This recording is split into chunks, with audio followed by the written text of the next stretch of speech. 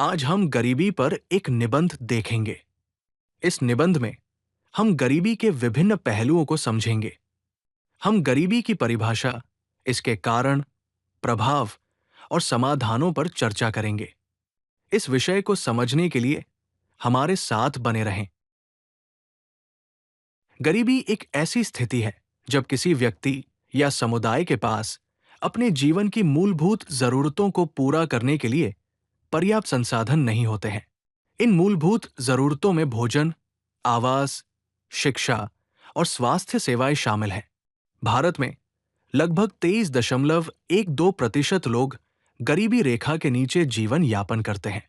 ग्रामीण क्षेत्रों में यह प्रतिशत बढ़कर 25.7% हो जाता है।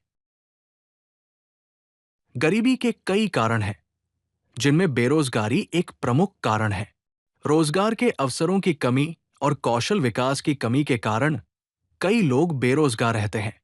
शिक्षा की कमी भी एक बड़ा कारण है, क्योंकि गुणवत्तापूर्ण शिक्षा तक पहुंच की कमी लोगों को बेहतर नौकरी के अवसर पाने से रोकती है। जनसंख्या में वृद्धि भी गरीबी को बढ़ाती है, क्योंकि इससे संसाधनों पर दबाव बढ़ता है और प्रति व्यक्ति आय कम हो जाती है। इसके अतिरिक्त समाज में व्याप्त भेदभाव और असमानता भी कुछ वर्गों को विकास के अवसरों से वंचित रखते हैं। गरीबी का देश की अर्थव्यवस्था पर बहुत बुरा प्रभाव पड़ता है। ये देश की उत्पादकता को कम कर देती है और आर्थिक विकास को रोकती है। इससे सामाजिक असंतुलन भी बढ़ता है। गरीबी के कारण राष्ट्रीय आय में कमी आती है, उत्पादकता घटती है, आर्थिक असमानता बढ़ती है और देश की विकास दर में भी कमी आती है। गरीबी के कारण देश को सकल घरेलू उत्पाद का लगभग 32% नुकसान होता है और उत्पादकता में 28% की कमी आती है। गरीबी का समाज पर भी गहरा प्रभाव पड़ता है। गरीबी के कारण बच्चों को शिक्षा से वंचित रहना पड़ता है, जिससे उनकी भविष्य की संभावनाएं कम हो जाती है।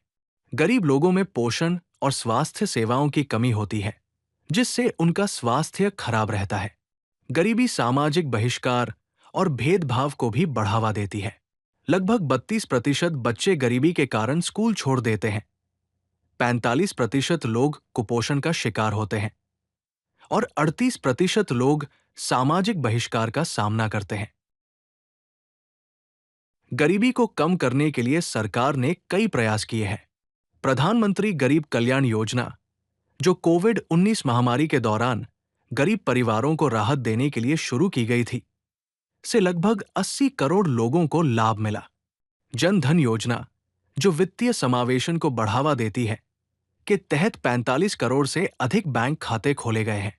आवास योजना के तहत लगभग 2.95 करोड़ घर बनाए गए हैं और मनरेगा के तहत ग्रामीण क्षेत्रों में 27.2 करोड़ श्रम दिवस सृजित किए गए हैं।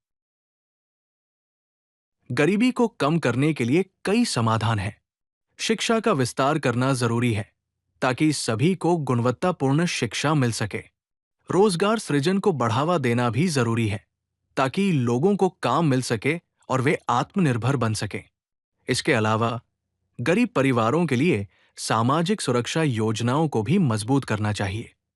इन प्रयासों से शिक्षा में 65%, रोजगार में 45% और सामाजिक सुरक्षा कवरेज में 55% की प्रगति हुई है। गरीबी उन्मूलन में सामुदायिक संगठन भी महत्वपूर्ण भूमिका निभाते हैं। स्वयं सहायता समूह महिलाओं के आर्थिक सशक्तिकरण के लिए काम करते हैं और इनके 12,000 से ज्यादा सदस्य हैं।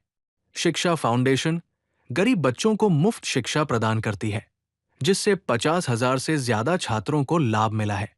कौशल विकास केंद्र युवाओं को रोजगारपरक प्रशिक्षण प्रदान करते हैं, जिनसे 35,000 से ज्यादा युवाओं को प्रशिक्षण मिला है।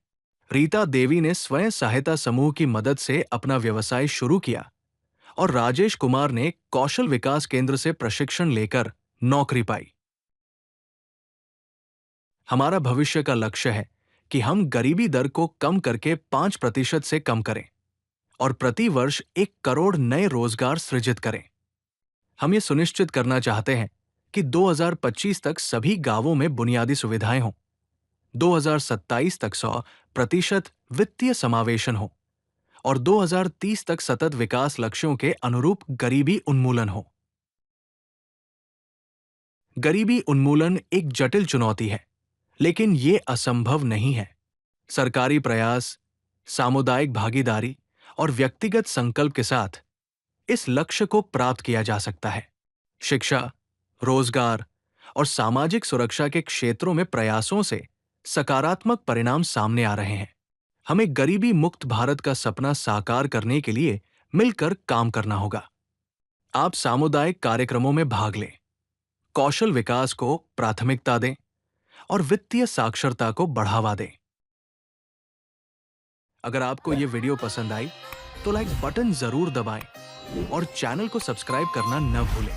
तो चलिए फिर मिलते हैं ज्ञान भंडार के किसी और वीडियो में।